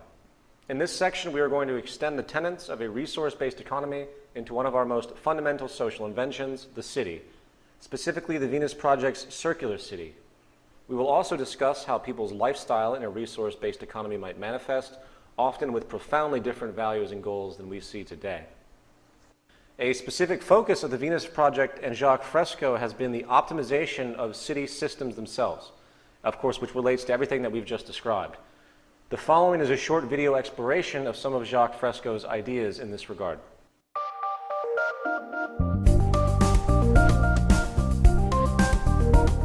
A society without a vision of what the future can be is bound to repeat past errors over and over again.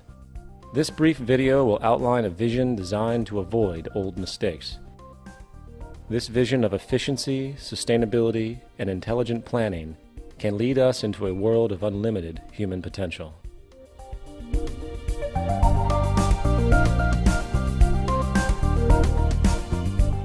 This vision could be a showcase of what the world can be in our cybernated age. Science and technology could be used for human betterment and the restoration and protection of the environment, serving as an example of the intelligent application of the systems approach. While some people advocate the restoration of existing, worn-out cities, these efforts fall short of the potentials of modern technology. Modifying outmoded cities simply delays the inevitable problems. It is actually much easier in the long run to build newer cities from the ground up than to restore and maintain the old ones. A total city system approach requires overall planning to attain a higher standard of living for the occupants. The circular arrangement efficiently permits the most sophisticated use of available resources and construction techniques, with a minimum expenditure of energy. The outer perimeter will be part of the recreational area, with golf courses, hiking and biking trails, and other outdoor activities.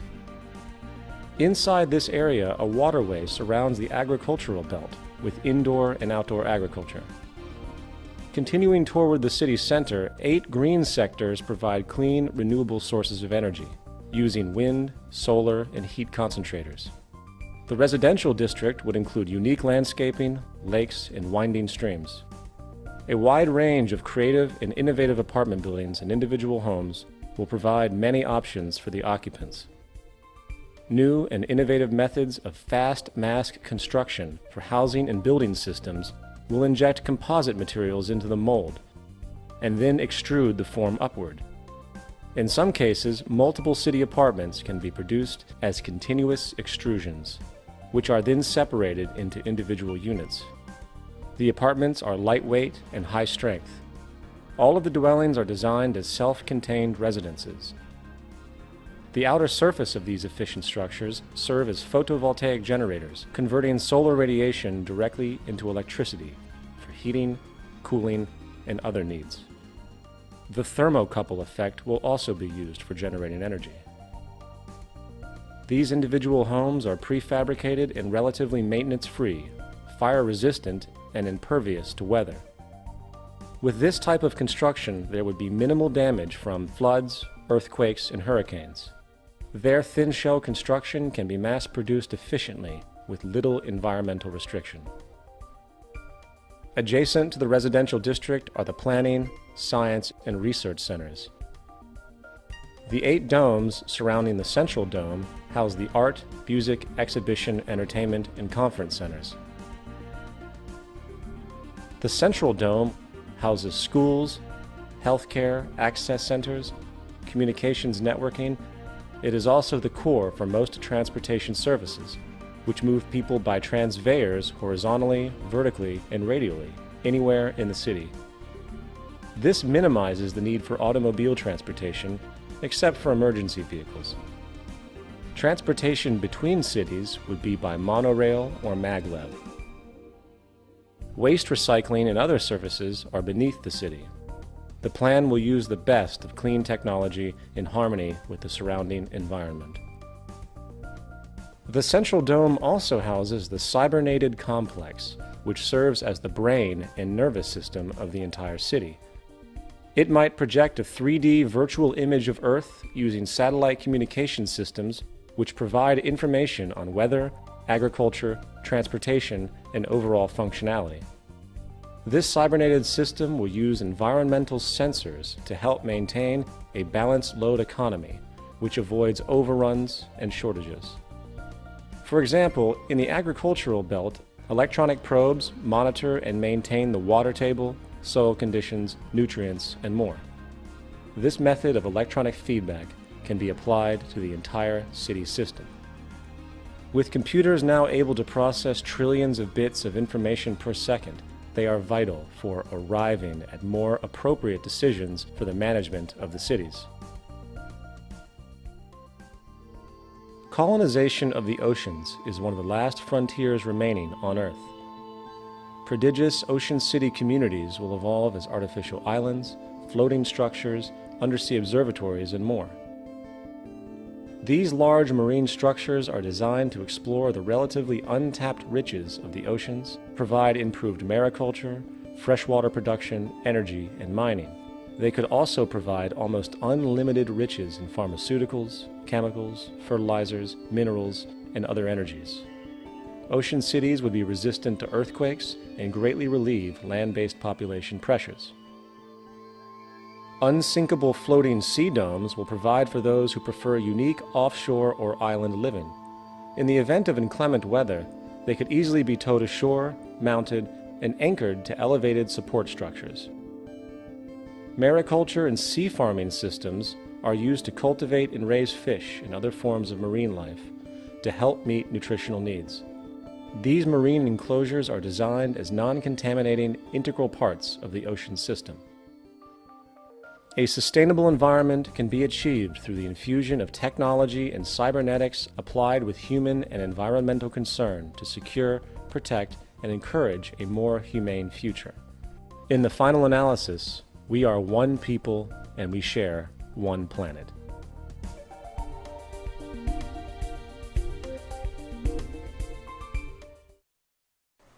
Okay, moving forward, I would like to talk about lifestyles. In regard to lifestyle, it's important to point out that in our current system, the traditional family is broken, with both parents having to work in order to survive. Monetary economics undermines family cohesion and childcare. Stress is always very high due to medical bills, insurance, education costs, employment insecurity, and living costs in general. In a resource-based economy, the integrity of the family will be returned. Concurrently, the cultural values of society as a whole would undergo profound change.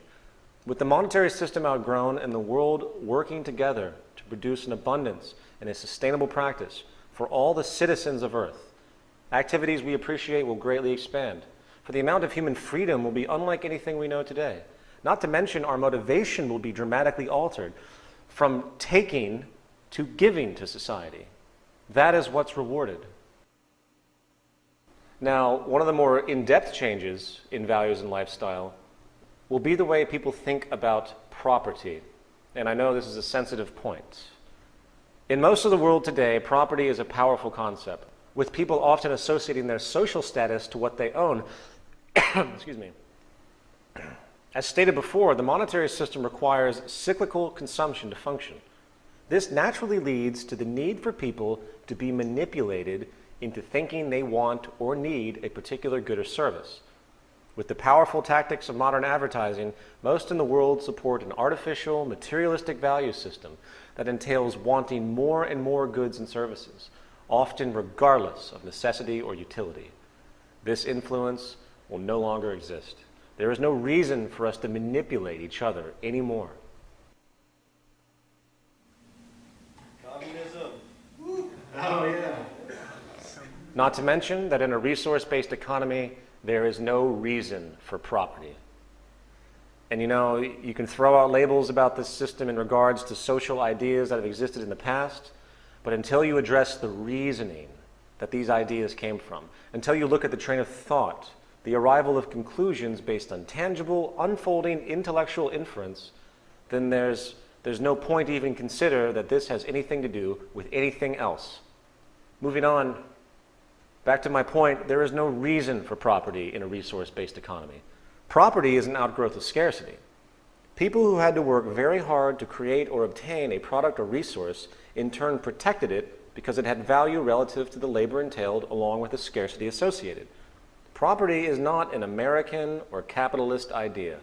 It is a primitive mental perspective generated from generations of scarcity.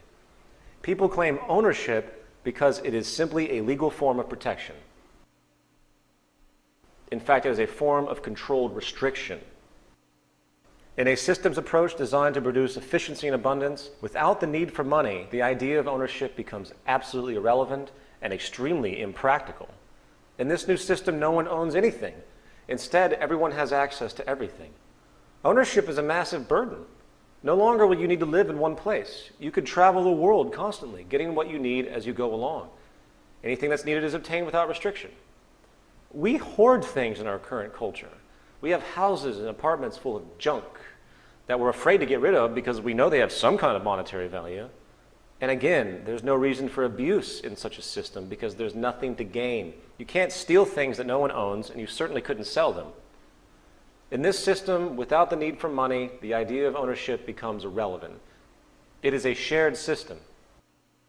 In this model, the city complex, or in fact, the entire world, is really your home. If you require an automobile for whatever reason, the car is made available to you. When you get to your destination, the satellite-based driving system, which we do have today, we can drive cars with satellite. The car will automatically be made available to you and then made available to others after you're finished, as opposed to sitting in some parking lot for likely 80% of the life of the automobile. This is what we do. We waste so many resources and so much space with this primitive concept of personal ownership. To put it into a phrase, the resources of the planet become common heritage to all the world's people.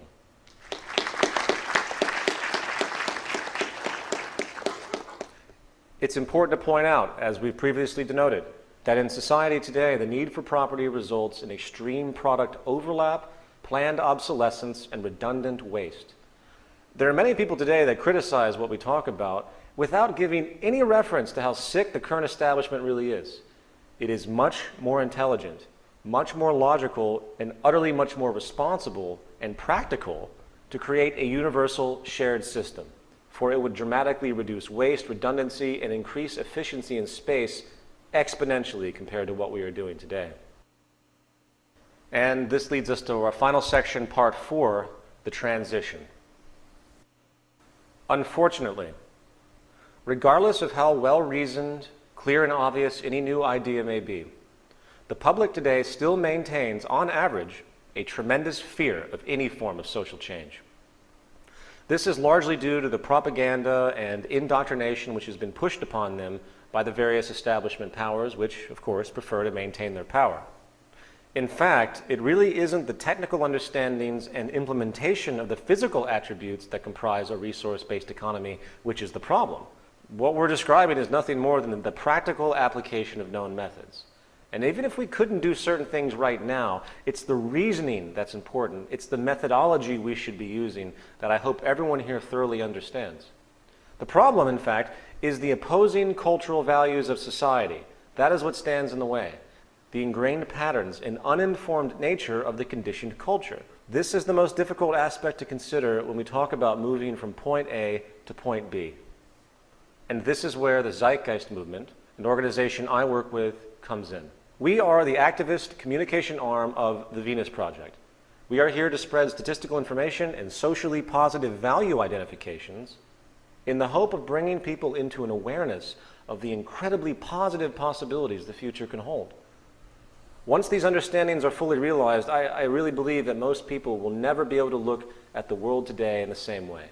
And the problems we find as commonplace today will become simply unacceptable, motivating change.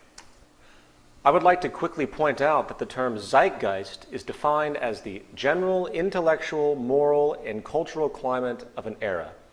The term movement very simply implies motion or change.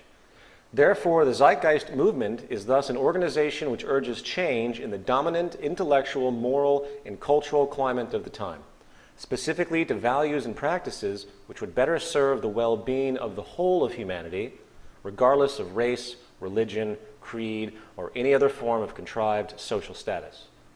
We are, again, in effect, the educational and activist arm of Jacques Fresco's Venus Project, working to unify the world in this common direction. To date, we have about 360,000 members operating in about 100 regional chapters over about 200 countries, which is pretty good considering the movement's only been around for about 9 or 10 months.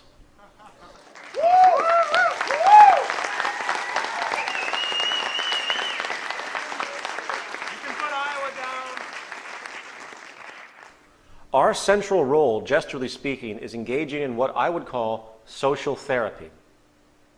The little discussed reality is that human beings are subject to social conditioning in a powerful way.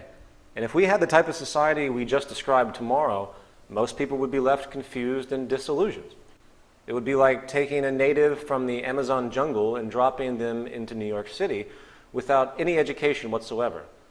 Their behavior would be based on values which have no relevance in this new environment. In fact, and I know this might sound like a bold statement, but ethics, morality, and values are only as relevant as the social environment's propensity to support them or not. The Zeitgeist movement has various projects in the works. We are working to educate people and hopefully bring them into a new perspective.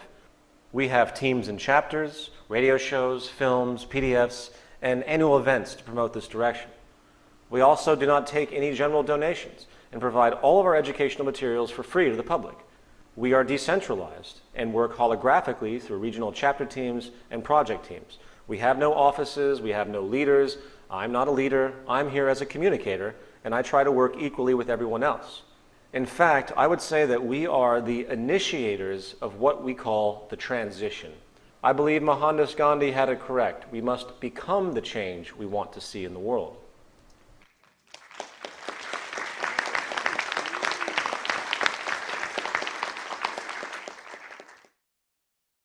Now, the transition itself from our current system into a resource-based economy is a very complex thing to consider.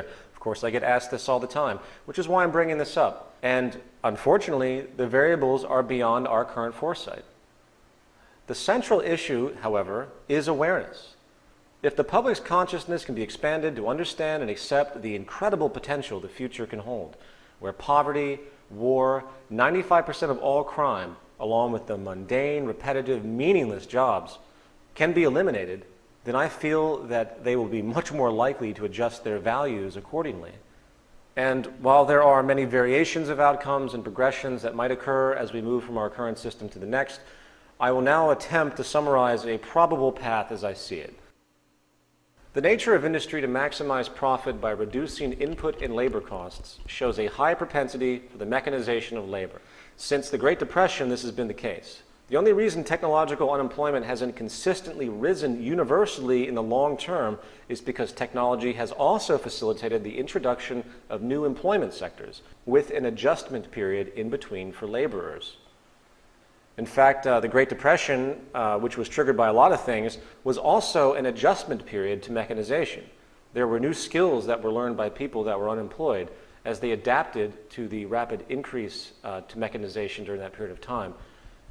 However, the rate of increase for technological development seems to pair up with Moore's law, if you're familiar.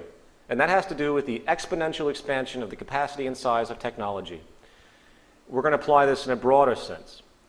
In other words, new employment sector skill adjustments, being the amount of time required to adapt to new emerging employment sectors, would need to be on pace with applied technological advancement itself. For example, today, 95% of America works in the service industry. Excuse me, it works in the service industry, often now in front of computers. People had to learn to do this, right? Being computer literate is almost a prerequisite for everything we do now. So there's a learning process, and that takes time. Loosely speaking, this adjustment period would need to increase at the same rate as technological change. There's no evidence this is happening. Technological process is leaving the human labor market behind. I believe that the reason new emerging sectors have consistently come about to save the human labor market as each sector gets replaced by machine is because the rate of change in technology was not that dramatic at that point in time. It hadn't sped up as fast as it is now. The human mind and body, which hasn't really evolved that much in thousands of years, now has to compete with its own creation. Mechanization is leaving us behind. In other words, we cannot adapt to the speed of applied mechanization. However, that's only one side of the coin. The costs of computer technology, which is the backbone of mechanization, is now becoming exponentially cheaper as well. The first mass-produced calculators were about $100 in 1949. That's $736 adjusted for inflation today. A new digital pocket calculator can now be obtained for $1 or less, if not free. Here's a chart done by Ray Kurzweil, who does brilliant research in technological trend analysis regarding the evolution of computer power and cost based on millions of instructions per second. In 1990, we had 1 million instructions per second for $1,000. 10 years later, it was 1,000 million for $1,000. 10 years later, it was 1 million million. And by 2020, it will be 1 billion million for the cost of $1,000. If we apply this pattern to technology as a whole, and by the way, again, this is speculative, but we do see most everything reducing in cost based on the efficiency of production. And if we apply this pattern to the whole of applied invention, this means it is simply a matter of time before the corporations can no longer rationalize their moral obligation to maintain their employees for the sake of the system. The cost differential between giving a human being a living wage versus automation will be far too dramatic. It will be far too cheap to mechanize. Of course, economists will argue this, and they'll say, oh, there's a trickle-down effect, and since the cost of production is consistently becoming cheaper, the cost of goods will become cheaper, and therefore purchasing power requirements of the individual becomes less. Sure, this might be historically true. I guess you could call it efficiency-based devaluation. However, that competitive decision is entirely contingent upon the whims of the manufacturer. Therefore, there is a contradiction of motives. Remember, they get the machine so they can cut costs, so they can make more profit from their current price structure. Once this occurs, we're going to see more unemployment and more instability. And sadly, instability is often the prerequisite for social change. The problems constitute what we call biosocial pressures. The more destabilized things become, the more motivation there will be to seek an alternative. Of course, this is a delicate balance. I personally do not want to see any more suffering on this planet, but my feelings have no relevance to the patterns of social evolution. The Zeitgeist movement hopes to ease this issue by not only providing people with an alternative in an intellectual and statistically valid manner, but also a strategy to push forward, to essentially push the establishment to release their reins of arrogance, power, and inefficiency and join the rest of the world in a common goal of uninhibited sustainability. Hence, it is a mass awareness campaign, by promoting essentially a collective consciousness shift, if you will.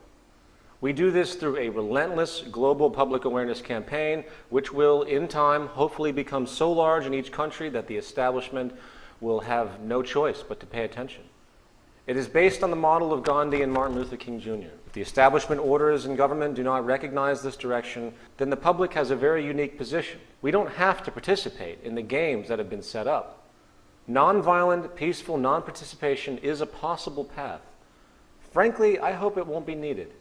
However, I think we should be realistic.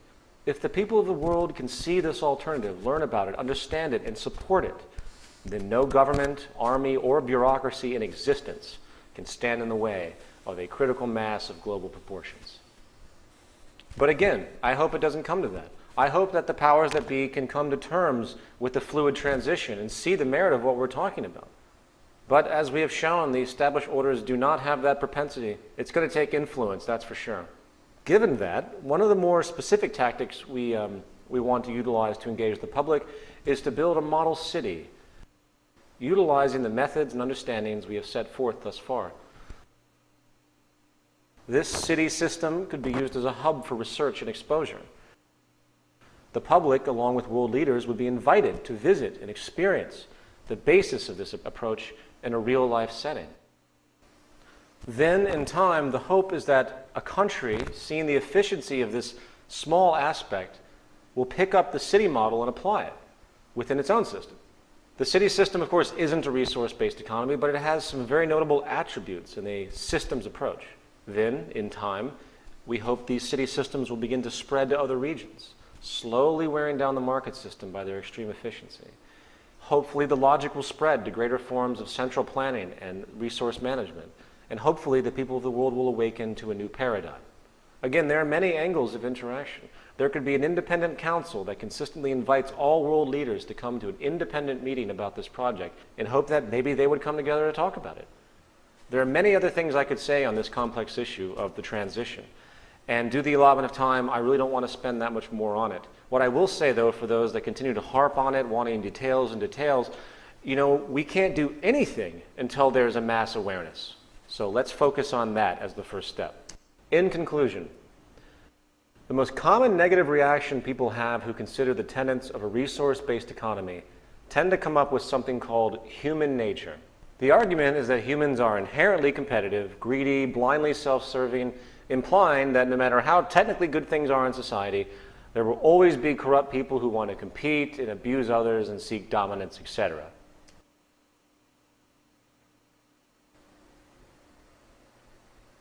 Is it against human nature to cooperate? That's the central question. It certainly seems that way, doesn't it? If you look at the historical record, you'll find that there's an endless series of wars, genocides, conquests, competitive tendencies, and power abuses. And given that is the pattern we recognize historically, I guess it's safe to assume that it must be a set human nature to behave in ways that are historically reoccurring. However, we also see that human beings do cooperate, and we cooperate quite well in certain environments. For example, in the military, cooperation is immense. It is a collective. The core interest is culminated. They work together and do so very well. Granted, they are competing against a common enemy, which is another army usually, but it's still cooperation nevertheless, even if it's isolated. Therefore, the environment plays a critical role on whether we decide to compete or cooperate. It's based on values, as groomed by the environment, not genetics. Remember, humans have been living in scarcity for thousands of years, battling each other for resources. While this cultural pattern is still very much in existence today, you have to remember that our current model of society is based on the assumption of the persistence of scarcity. If we were to eliminate the basic environmental cause, we will likely eliminate most competitive effects. And as far as genetics and behavior, please understand the functionality of gene expressions are very much contingent upon environmental stimulus, especially in regard to behavior.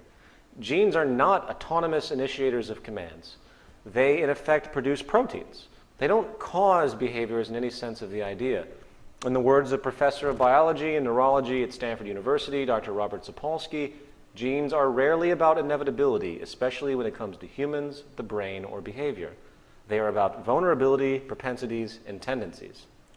Now, of course, neurochemicals and physiological traits do set propensities for a person's reactions and social gravitation. It is the environment which is most responsible for our values and behavior. I have found no concrete evidence to support the idea that there is a predetermined human nature in this sense. Our values, methods, and actions are developed and derived from experiences. The central point is that it requires a transition of culture to assist in this new worldview being realized and identified with. Given that, I have one final point I would like to leave you with. Anthropological studies have found that cooperation between non-human primates often comes from the notion of kinship. We humans share this as well. For example, most people tend to regard their family higher than their friends. Just watch The Sopranos and you'll see this association in play. There's their family, then there's their Mafia family. It's just a clique, and these cliques develop by association. Well, interestingly enough, paleontologists have found that all of humanity seems to be linked back to a woman they call mitochondrial Eve, who lived about 250,000 years ago in Africa. She evidently bore a mitochondrial genome which was the template for all later mitochondrial genomes as we know today. In other words, we're all related. We are all kin. We're all family. Likewise, quantum mechanics, string theory, if you subscribe to these abstract fields, teach us that the divisions we see in our five-sense reality are essentially surface illusions. There is no separation. We exist in a sea of molecular flow. It doesn't matter what you call it, but the deeper we go, the more unified and similar things seem to become. In other words, all signs point to unity. So I want everyone listening to keep this in mind next time they turn on the TV and see the almost daily slaughter of soldiers around the world, the blue and white collar crime and abuse that occurs, the absurd, abject poverty, slavery, and destitution. These are your brothers, your daughters, your grandchildren, starving, murdering each other, leaving each other behind, you murdering, you being left behind, you being killed. Until we begin to see each other as ourselves, nothing will change. We are one planet. Thank you very much for coming.